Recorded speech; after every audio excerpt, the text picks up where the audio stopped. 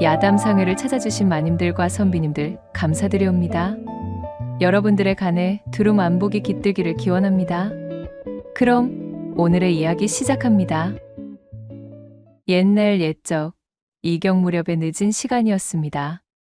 마실간집에서 길쌈을 함께하던 동무들과 헤어진 매심은 올해로 35이 된 과부였지요. 등줄기로 서늘하게 맺혀있는 어둠이 무서워 재빨리 발을 놀리던 그날 밤, 그녀는 하필이면 세상에서 가장 뜨거운 장면을 목격하고 말았습니다. 사연은 이랬답니다. 달빛이 희미하게 골목을 적시는 밤, 집으로 돌아가던 발걸음이 홍실인의 담장 앞에서 멈췄습니다. 처마 밑엔 바람 한 점 없었고 쌀이문에 걸린 초승달은 그저 고요히 빛을 흘리고 있었지요. 그러나 봉창 너머에서 퍼져나온 소리는 정막을 단숨에 깨뜨렸습니다. 어유, 이보셔요. 서방님, 거기는 안 된다니까요. 아이고매 참말로, 허리 꺾이겠으다. 매심은 입을 틀어막고 귀를 기울였습니다. 그 곁으로 따라붙는 것은 거칠게 터지는 숨소리와 덜컥이는 소리, 남자의 낮고도 깊은 신음소리였어요. 매심은 무심결에 발디딤에 올라 봉창 구멍을 들여다보았습니다. 호롱불 아래 덕지덕지 엉켜 움직이는 홍실 아비와 홍실 어미의 맨몸이 고스란히 눈앞에 펼쳐졌습니다. 남자의 잔등에는 땀이 번들거렸고 홍실 어미는 머리를 이리저리 떨며 숨을 헐떡이고 있었지요. 그들은 마치 기회라도 부리듯 서로를 주무르며 몸을 휘감았습니다. 세상에나. 자기도 모르게 삼킨 침소리가 너무 컸기에 매심은 화들짝 몸을 돌려 달아나듯 그 자리를 빠져나왔습니다. 그러나 발끝엔 아직도 땅이 닿는 감각이 없었고 어깨는 불덩이처럼 달아올라 있었지요. 집에 돌아온 매심은 물을 2바가지나 들이켰지만 속은 여전히 타들어갔습니다. 등에는 식은땀이 줄줄 흘렀고 부채를 아무리 흔들어대도 열은 사그라지지 않았어요. 풀벌레 울음소리마저 한숨처럼 들렸지요. 매심은 이불을 걷어차고 앉아 지난 세월을 하나하나 떠올렸습니다.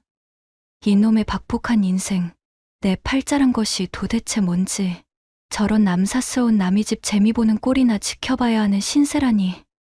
괜한 호기심으로 보지 말아야 할 것을 봐버린 매심의 가슴은 마치 타오르는 용광로 마냥 거칠게 휘저어진 상태였지요. 16 꽃다운 나이에 시집가 보니 신랑이란 작자는 자신보다도 어린 겨우 13살.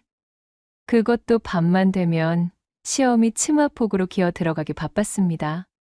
어른들 눈치에 겨우 옷구름을 푸는가 싶으면 번데기를 닮은 것을 들이밀어 매심의 치마만 걷고 골아떨어지기 일쑤였습니다. 자신의 몸만 잔뜩 달궈놓고는 잠만 자는 신랑이 야속했지요. 그나마 20줄 넘기고 나선 신랑이 겨우 사내 구실을 하는가 싶더니 이게 웬일인가요? 그때부터 시작된 신랑의 잔기침이 끊이질 않았습니다. 기침 소리가 멎을 무렵엔 이미 황천을 향해 먼저 떠나버린 신랑이었어요. 청산과부가 된 매심은 사흘 밤낮을 울다 시부모 봉양에 매달렸습니다. 시부모 2분이 세상을 떠난 건 지난해, 그제야 그녀는 이 넓은 집에 홀로 남게 되었지요. 한숨 돌릴 틈이 생기자 외로움이 틈이 팼고 마른 논처럼 갈라진 마음엔 곧 허망함이 스며들었습니다. 참으로 나만큼 기구한 여편네도 드물 것이요. 제 팔자에 대해 한탄을 하고 있자니 닭장 쪽이 시끄럽게 요동치며 소란한 소리가 들려왔습니다. 매심은 호청을 걷고 문틈으로 조심히 내다보았어요. 달빛 아래 동네 젊은 것들 둘셋이 담을 넘어 매심네 닭을 훔쳐들고 도망가고 있었지요. 저런 야, 이 도둑놈들아, 거기 서진 못해. 매심은 홧김에 문을 박차려다 그 자리에 주저앉고 말았습니다. 에휴, 아니야. 이대로 저 망할 것들을 쫓아봐야 동네 사람들의 입방아에만 오르내리겠지. 과부가 드세니 복이 없는 것이라느니, 그 성질머리라 맞춰줄 사내가 없어 혼자 사는 것이라느니. 괜한 안주거리나 만들지 말고 그냥 모르는 척 하는 편이 낫겠구나. 매심은 한숨을 푹 쉬고는 창호문을 닫고 다시 방 안으로 들어왔습니다. 가장 견딜 수 없어 지쳐있던 것은 바로 주변 사람들이 자신을 향해 수군거리는 지나친 관심이었지요. 이튿날 새벽, 뜬 눈으로 밤을 지낸 매심은 고이 접어둔 천 손수건을 들고 저작거리 끝에 살고 있는 매파를 찾아갔습니다.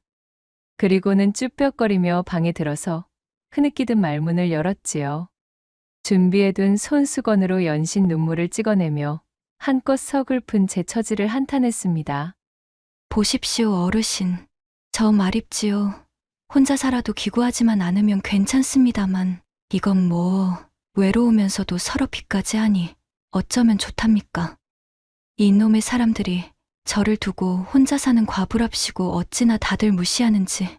마치 제 집처럼 드나들어 닭도 훔쳐가고 논에 내둔 물고도 자기네들 마음대로 지들 논에다가 트고 도대체가 사람들이 저를 가지고 사람 대접을 안 해주니 이 어찌 억울하지 않겠어요? 혼자 사는 것도 서러운데 제가 이런 수모까지 다 겪어야 하니 참말로 죽을 지경입니다, 정말.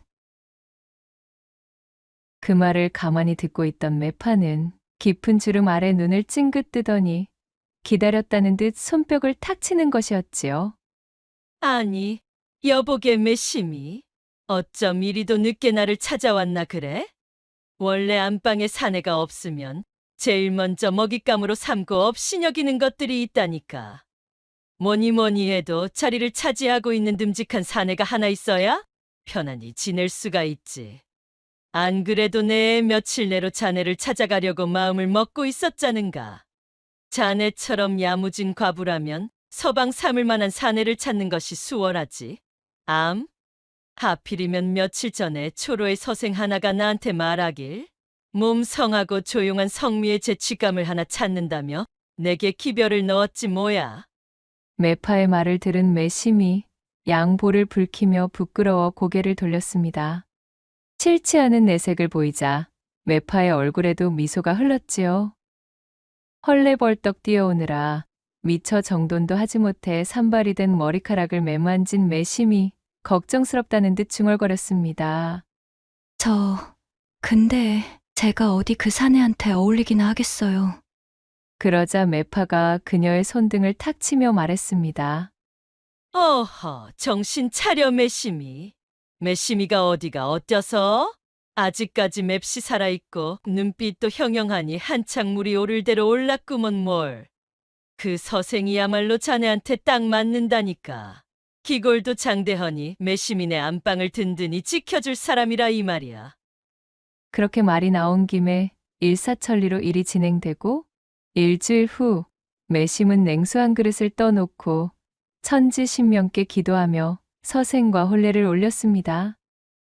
사내는 말쑥한 차림에 허우대도 번듯했고 목소리는 낮고도 부드러웠습니다. 조촐한 혼례를 끝낸 뒤 매심은 두근거리는 마음으로 서랍 깊숙이 넣어두었던 비단 이불을 꺼내 들었지요. 그 이불은 매심이 시집올 적에 친정어미가 눈물로 싸준 고운 비단이었습니다. 몸을 씻고 머리를 곱게 빗은 매심은 사내와 나란히 안방에 누웠습니다. 서방님, 그럼 이제 우리 할 일을 해야 하지 않겠어요? 틈!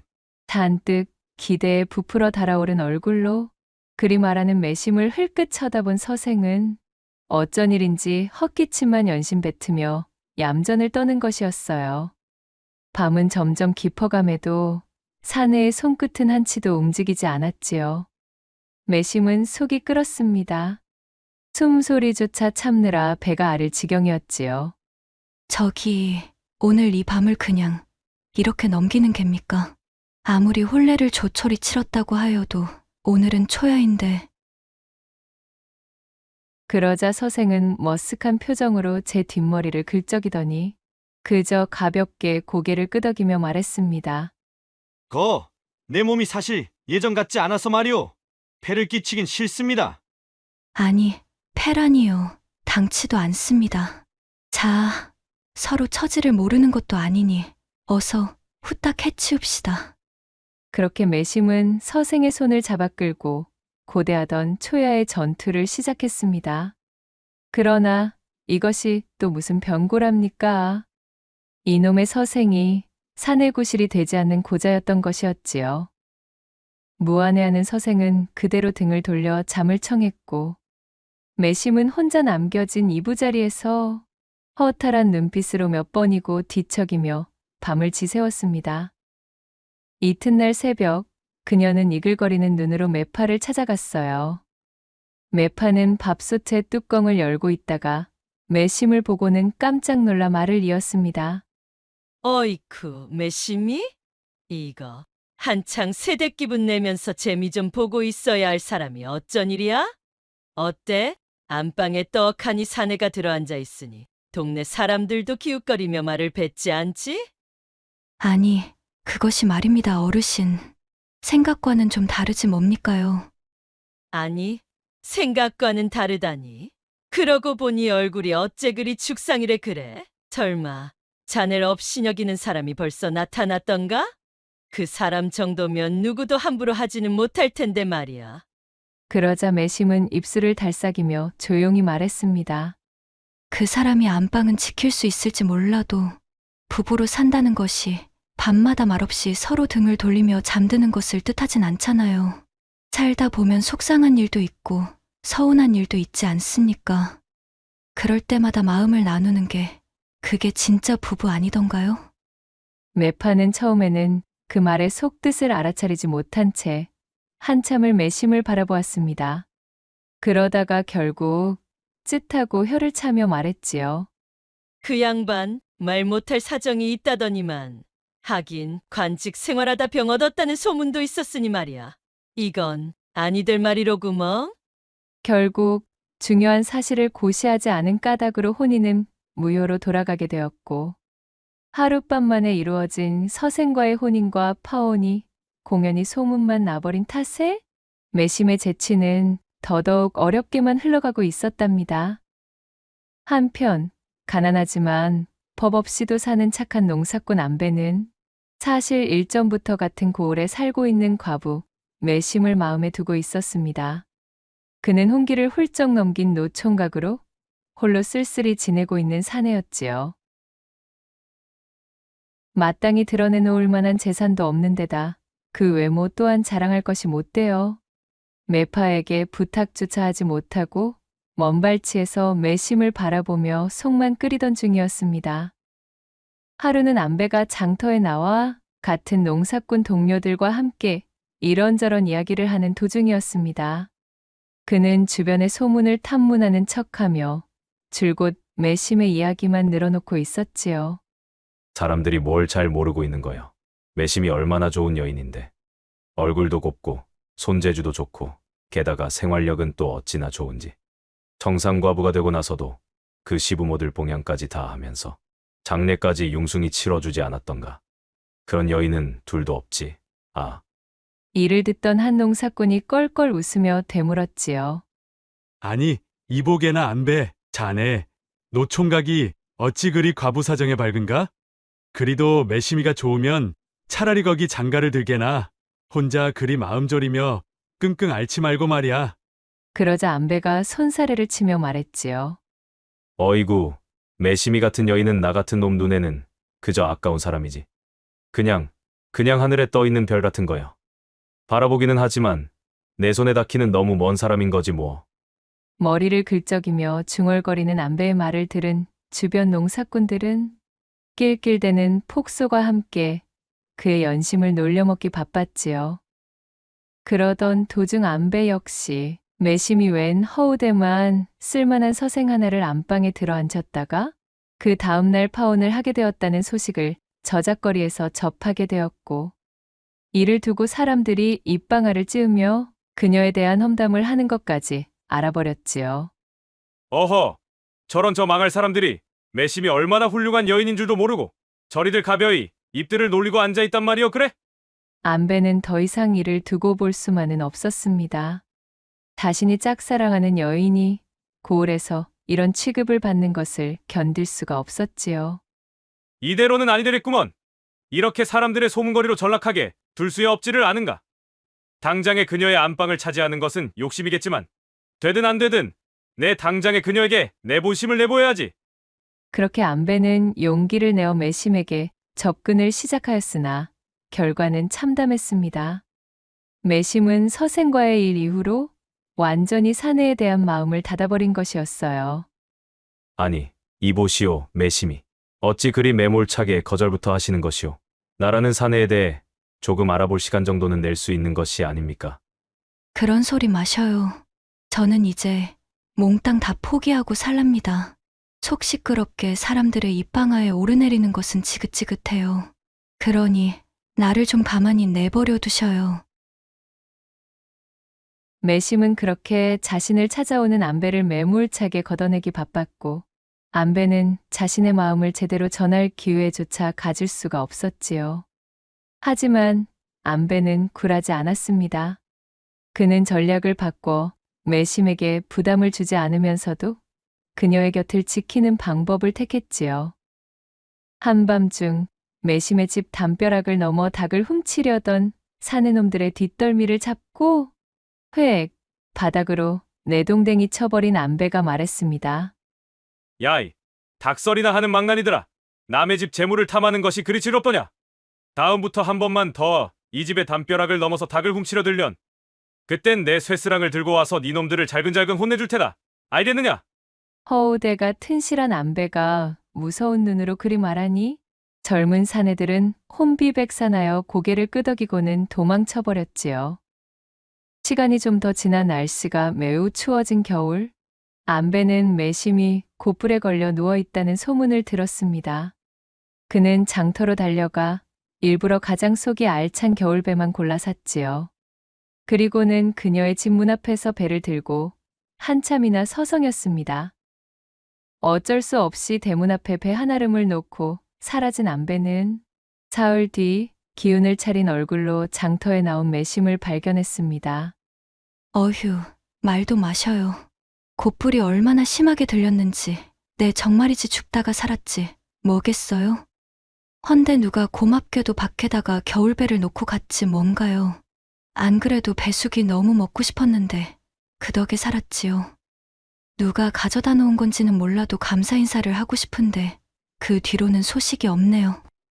하며 장터 사람들과 이야기를 나누고 있는 매심을 바라본 안배는 입꼬리만 살짝 올리며 뒷짐을 지고는 만족한 듯 씩 웃어 보였답니다. 그렇게 시간은 더욱 흐르고 이듬해의 봄, 상기슬게 고사리가 한창 고개를 들 무렵이었습니다.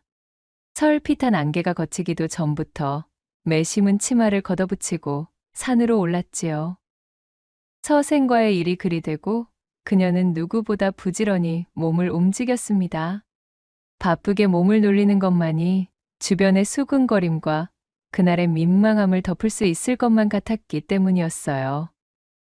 한 움큼 고사리를 꺾으며 분주히 손을 놀리고 있으려니 산 너머에서 누군가 휘파람을 불며 나타나는 것이었어요. 어이쿠, 누가 이렇게 새벽부터 산을 밟았나 했더니 매심 아낙 아니시오? 자신의 귀에 들리는 익숙한 목소리였으나 매심은 짐짓 못 들은 척 허리를 더 숙였습니다. 그래, 올해 고사리는 손맛이 어떻소이까? 사실 말을 안 해서 그렇지 내가 또 고사리 나물이라면 아주 사족을 못 쓰는데 말이오. 사내의 넋두리에 매심은 손을 멈추고 천천히 고개를 들었습니다. 그는 예상대로 안배였지요. 늘 뜬금없이 나타나 싱거운 수다를 떨다 가는 밭둑으로 가는 남정네. 조용한 산에선 그 특유의 말투가 더 도드라지는 것이었습니다. 언제부터인가 자신을 향해 쉴 새 없는 구애를 펼치는 안배가 매심 역시도 마냥 싫은 것은 아니었습니다. 하지만 그것도 잠시, 그녀는 곧 정신을 다잡고는 한숨을 길게 쉬며 대답했어요. 그것이 나와 무슨 상관이란 말이오? 내가 이 귀한 시간을 쪼개가며 누구 먹이려고 산에 오르겠소? 내가 먹으려고 하는 일이니 오지. 허니 꿈깨시오. 아님 댁이 먹을 고사리는 댁이 직접 캐시던가. 어허, 바로 내 말이 그 말이오. 매심 아낙처럼 손 빠르고 성미 좋은 여인이 어디 혼자 먹으려고만 하겠냐는 말이오. 내 분도 좀 남겨주고. 그만하시오. 매심은 그 말 끝을 차갑게 잘라버렸습니다. 머쓱해진 안배가 슬그머니 꼬리를 말며 매심의 눈치를 살폈지요. 언제까지 이리 내 꽁무니를 쫓아다닐 셈이시오? 그 시답잖은 놈도 이제 지겹소이다. 나는 이제 사내에 대한 풍문이 도는 것이라면 지겨운 사람입니다. 헌데 댁이 그리 나를 쫓아다니고 저작거리마다 내 이야기를 풀고 다니니? 사방팔방 소문이 돌아요. 노총각 안배가 과부 매심 따라다닌다고. 과부 매심한테 아주 죽고 못 산다고. 내가 그것을 좋아할 줄 아시오? 그 말에 안배의 표정이 잠시 얼어붙었습니다. 그러나 곧 어정쩡한 웃음을 지으며 헛기침을 했지요. 그게 다 사람들이 할 일이 없어서 그러는 소리요. 나야 뭐 매심 안 하기 걱정이 되어서 그러는 것이지. 딴 마음 있어선 아니오. 딴 마음이 없으면 왜 자꾸 따라다녀요? 매심은 일어나서 고사리 바구니를 툭툭 털었습니다. 손등에 묻은 진을까지도 괜히 신경 쓰는 듯이 몇 번이고 닦아냈지요. 내가 혼자라고, 참기름 떨어졌다고, 고추 말릴 데 없다고, 닭서리하는 놈들이 우습게 알고 우리 집 담벼락을 넘는다고. 그런 걸 왜 당신이 먼저 알아요? 누구 시켜서 알려준 것도 아닌데 무슨 상관이 있어서. 아니, 그것은 안배는 한 발 다가서려다 말았습니다. 매심이 두 눈을 똑바로 마주보고 있었기 때문이었지요. 어쩐지 차가운 기운이 감도는 그 눈빛에 안배는 얼어붙은 듯 제자리에 서 있을 수밖에 없었습니다. 난 그냥 매심 안 하기 좀 덜 힘들었으면 해서. 그게 오지랖이지요. 난 그런 동정에 머무는 친절이 싫습니다.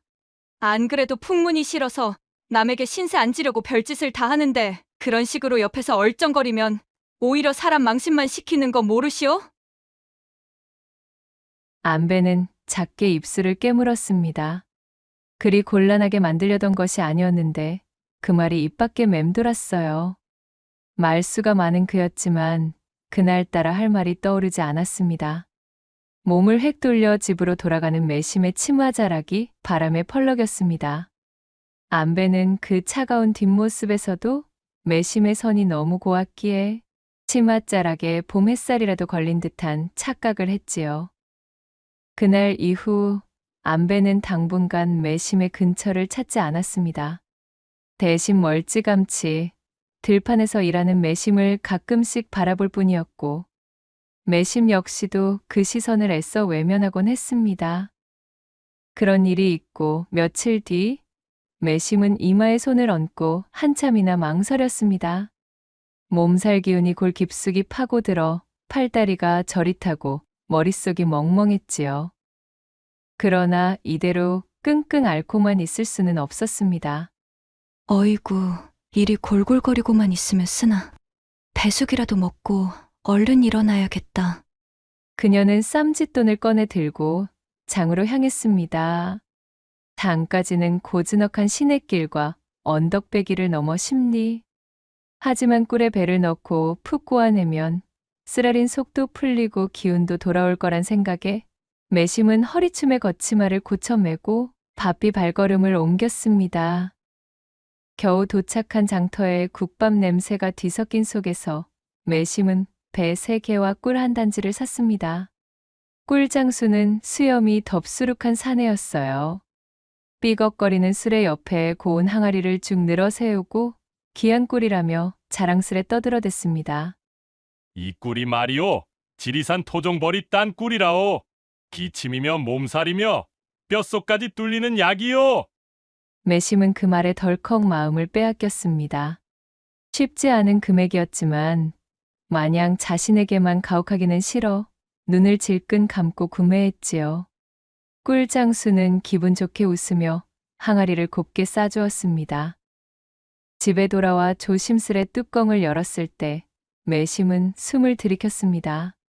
겉보기엔 진한 호박빛 꿀이었지만 뭔가 이상했습니다. 숟가락을 깊이 찔러 넣었는데 이것이 어찌 된 일인가요? 진짜 꿀은 위층만 얇게 덮여 있었고 그 밑엔 끈적하고 탁한 조청이 듬뿍이었습니다. 이럴 수가. 이 인간이 나에게 이따위 것을 지리산 꿀이라면서 팔았단 말이야? 매심은 허탈하게 웃다가 금세 이맛살을 찌푸렸습니다. 조청 섞인 꿀단지를 1000조각으로 둘둘 말아 안고 다시 장터기를 뛰다시피 달려갔지요. 그러나 꿀장수는 온데간데 없었습니다. 그 자리에 있던 건 시든 채소와 빈 통 몇 개뿐이었지요. 며칠이 지난 뒤 다시 장날이 돌아왔습니다. 매심은 새벽부터 장터에 나가 온 장 구석구석을 훑었습니다. 거적을 들춰보고 국밥집 뒷마당도 엿보았지요. 그러기를 한참 주막문이 삐걱 열리더니 사내 하나가 비틀비틀 나오는 것이 보였습니다. 아니, 저놈이다. 꿀장수를 알아본 매심은 두 손에 꿀단지를 들고 그 앞으로 다가갔습니다. 입가엔 술냄새, 눈은 개슴츠레한 사내는 그녀를 힐끗 보고는 인상을 찌푸렸지요. 여보시오, 지난번에 내게 판 꿀, 그거 가짜지요? 이게 전부 조청이잖소. 내 돈 어서 돌려주시오. 매심의 목소리는 떨렸지만 단호했습니다. 하지만 사내는 피식 웃더니 고개를 끄덕거리며 매심을 위아래로 훑어보았지요. 내가 당신한테 꿀을 팔았다고? 어허, 글쎄, 기억이 전혀 안 나는데. 분명히 당신이었소. 수염도 같고 말투도 똑같았소이다. 아이고, 이런 수염 가진 사람 세상에 얼마나 많은 줄 아시오? 내가 장터에서 사람 얼굴 다 기억하며 장사하나? 됐고, 나 바쁜 사람이니 저리 비켜서슈. 사내가 어깨를 밀치자 매심은 휘청이며 뒤로 자빠졌습니다. 엉덩방아를 찍고 꿀단지도 바닥에 내동댕이 쳐질 뻔했지요. 그러나 매심은 꿀단지를 품에 안고 이를 악물었습니다. 그날따라 혼자 사는 과부랍시고 자신을 무시하던 사람들의 목소리가 환청처럼 그녀의 귓전을 때리고 있었습니다. 자신에게 함부로 대하는 것을 참는 것은 이제 신물이 날 지경으로 지긋지긋했지요. 매심은 결코 물러설 생각이 없었답니다. 안 되지요. 그냥 못 보내요. 같이 사또 앞으로 갑시다. 사또께 따져봅시다. 그러자 사기꾼 사내는 성가시다는 듯 혀를 찼습니다. 어허이, 나원참, 이거 오늘 아주 재수온 붙었구만. 사내는 뒤돌아 장터를 빠져나가려 했습니다. 매심은 단숨에 달려들어 사내 앞을 가로막았지요. 그리고는 두 손으로 꿀단지를 번쩍 들어 보이며 외쳤습니다. 이 꿀이 진짜인지 아닌지는 이걸 들고 관가에 가서 확인해 봅시다. 아니면 이 장터에서 동네방네 소리쳐 보이겠소. 당신이 가짜 꿀을 판 사기꾼이라고 말이야. 내가 어디 쉽게 물러설 것 같소? 그러자 사내의 눈이 휘둥그레졌습니다. 진짜 귀찮게 구는구먼. 이래서 계집을 상대하는 것은 성가시다니까. 그 말과 함께 사내는 발을 들어 꿀단지를 향해 내리찍었습니다. 쨍그랑 하는 소리와 함께 항아리가 산산조각 났고 매심도 그 충격에 밀려 넘어져 버렸지요. 에그머니! 우스꽝스러운 꼴로 뒤로 넘어간 매심을 보며 사기꾼 사내는 크게 비웃고는 이내 자리를 떠버렸고 매심은 황망한 눈으로 그의 뒷모습만 쫓을 뿐이었습니다. 분함과 창피함에 두 손과 다리가 덜덜 떨려왔지만 일어설 힘이 나지 않았어요. 그날 장터에서 창피를 당한 매심의 소식이 흘러 안배의 귀에까지 들어가게 되었습니다. 뭐가 어쩌고 어째? 내 이놈을 그대로 둘 수 없지. 이놈이 감히 누구에게 사기를 쳐. 매심의 사연을 들은 안배는 속이 부글부글 끓었습니다.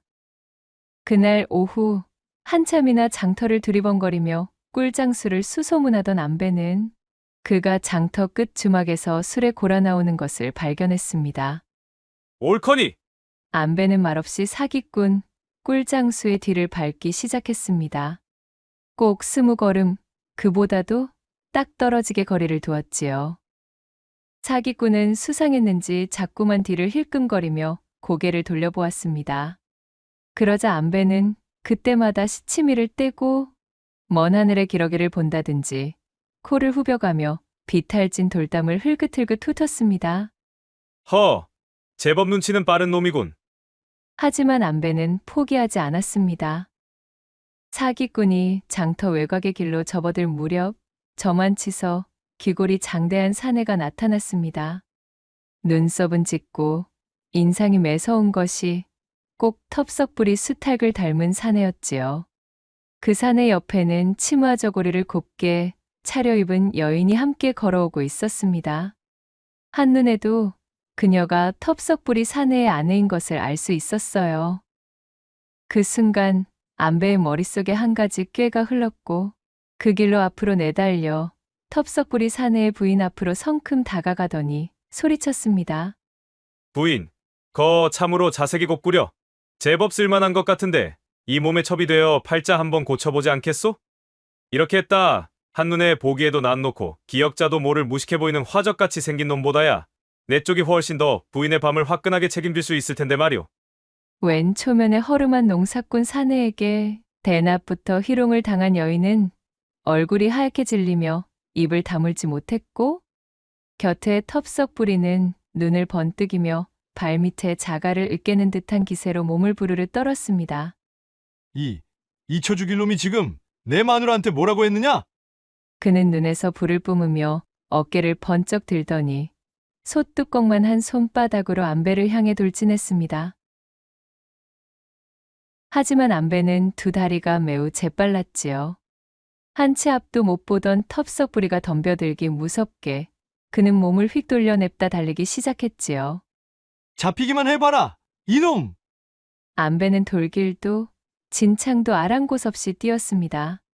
텁석부리는 뒤에서 숨을 몰아쉬며 쫓아왔지만 안배는 적당한 거리를 유지한 채 여유롭게 웃으며 그를 조롱했어요. 그러더니 얼마 못 가 바로 앞에서 땀을 훔치며 걷고 있던 꿀장수 사기꾼 곁으로 다가갔습니다. 그리고는 마치 그와 형제지간인 듯 빠르게 지나가며 외쳐버렸지요. 형님도 어서 도망가시오. 저 불안당 같은 놈이 날 잡아 죽이겠답니다요. 나는 먼저 도망갈 테니 형님도 빨리 주랭랑 치십시오. 그 말을 마치자마자 안배는 바람처럼 골목을 빠져나가 사라져버렸습니다. 야, 이 망할 놈아! 거기서지 못해! 텁석부리는 씩씩거리며 소리쳤지만 재빠른 안배의 발을 따라갈 수 없음을 깨닫고는 숨을 몰아쉬었습니다.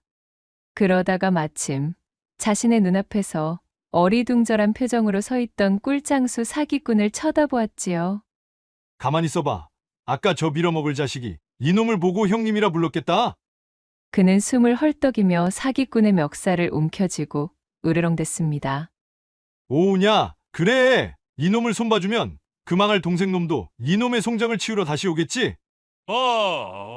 자, 잠깐! 아까 그 작자와 나는 형제지간이 아니오. 생판 처음 본 사이란 말이야. 사기꾼은 무슨 소린가 싶어 허둥지둥했지만 텁석부리는 이미 말이 통하지 않는 얼굴이었습니다. 지나가던 닭이 놀라 날갯짓을 할 정도로 주먹이 번쩍 들려 사기꾼의 코를 향해 날아들었습니다. 으악! 사기꾼은 몇 번이나 텁석부리의 소나기에 쥐어 뒹굴다 결국 피투성이가 된 채 땅바닥에 털썩 주저앉고 말았지요. 멀찍이 떨어진 소나무 뒤에 숨어있던 안배는 그 광경을 보며 씩 웃음 지었습니다. 허허, 됐구먼. 신명나게 제 성질대로 사기꾼을 요리한 텁석부리가 자신의 아내를 데리고 고개 너머로 사라지자 안배가 살금살금 내려왔습니다. 사기꾼은 이미 의식을 잃은 듯 머리를 숙인 채 끙끙거리고 있었지요. 안배는 그의 주머니를 뒤적거렸고 곧 조심스레 꺼낸 쌈지에서 매심히 지불했던 꿀값을 찾아냈습니다. 그 돈을 손에 쥐고는 휘파람을 불며 한마디 했지요. 에라이 사기꾼 놈아. 남의 눈에서 눈물 나게 하면 네 눈에서는 피눈물이 나야 맞는 법이여. 어디 한번 차가운 길바닥에 자빠져서는 네 놈이 무얼 잘못했는지 곰곰 생각이나 한번 해보거라 요놈아. 그리고는 꿀내음이 은은하게 풍기는 그 골목을 지나 매심에게 돌아왔지요. 그는 꿀값으로 가져온 돈을 매심에게 내밀며 말했습니다. 여기 있소. 사기당한 꿀값 되찾아왔소이다. 어리둥절한 표정으로 엽전을 받아든 매심에게 안배는 자초지종을 이야기해 주었습니다. 그러자 매심이 얼굴을 붉히고 씩 웃으며 말했지요. 얼씨구, 참으로 오지랖도 넓소. 일이 꽤가 많은 사람이 그래. 어찌 아직도 장가를 못 갔을꼬? 허허, 그러게나 말이오. 어찌하다 보니 일이 되었으나 살아보니 한 가지는 정확하더이다. 모든 일이 다 꾀로 되는 건 아니더라는 말씀. 그 말을 한 뒤 안배는 혼자 뒤돌아선 채로 입술을 앙다물고 혼잣말처럼 덧붙였지요. 특히 사람 마음이라는 것은 꾀로 되는 것이 아니더구먼. 내 그간 매심안악에게 너무 내 멋대로 들이대기만 하여 참말로 미안하오. 그대가 싫어할 것을 알면서도 내 이놈의 사기꾼이 매심안악의 눈에 눈물을 뽑았다는 소리를 들으니 부하가 치밀어 견딜 수가 있어야지 말이오. 전에 내가 곧불에 걸려 알아누웠을 때 우리 집 대문에다 배를 놔두고 간 것도 당신 맞지요? 그거야 매심안악이 아파 누워있는데 따로 돌봐줄 사람도 없으니까 그냥 그리도 내가 줬소? 당연한 소리를 하시오. 허나 매심안악이 내 관심을 부담스러워하니 참고 있었던 것뿐이지. 오늘까지만 내 멋대로 굴겠으니 이것까지만 좀 봐주시오. 그럼 나는 이만. 머리를 긁적이고는 꾸벅 인사를 하며 몸을 돌린 안배의 등 뒤로 매심에 젖은 목소리가 들려왔습니다. 가기는 어디를 간다고 그러시오? 꿀값을 받아준 사람을 어디 그냥 돌려보내는 법도 있답니까? 아직 식전이실 터인데 일이 들어와서 밥이나 한 끼 같이 들고 가시던가. 안배가 깜짝 놀라 뒤를 돌아보니 어느덧 매심의 양볼에 홍조가 피어올라 있었고 예전과 같은 쌀쌀맞은 모습이 아닌 수줍게 웃고 있는 모습이었지요. 부엌을 향해 쏙 들어가 버린 매심의 뒤로 쭈뼛거리는 안배의 걸음이 뒤따랐고 그것이 훗날 이 두 사람이 부부가 되어 가시버시의 인연을 이어나가는 첫걸음이 되었다는 풍문이 저작거리에 전해질 때쯤 두 사람은 이미 행복하게 안방에서 깨를 볶고 있었다는 후문이 옵니다. 낭독해드린 이야기가 마음에 드셨다면 구독과 좋아요, 댓글로 야담상회를 응원해주셔요. 늘 잊지 않고 야담상회를 찾아주시는 마님과 선비님들 시청해주셔서 참으로 감사하옵니다.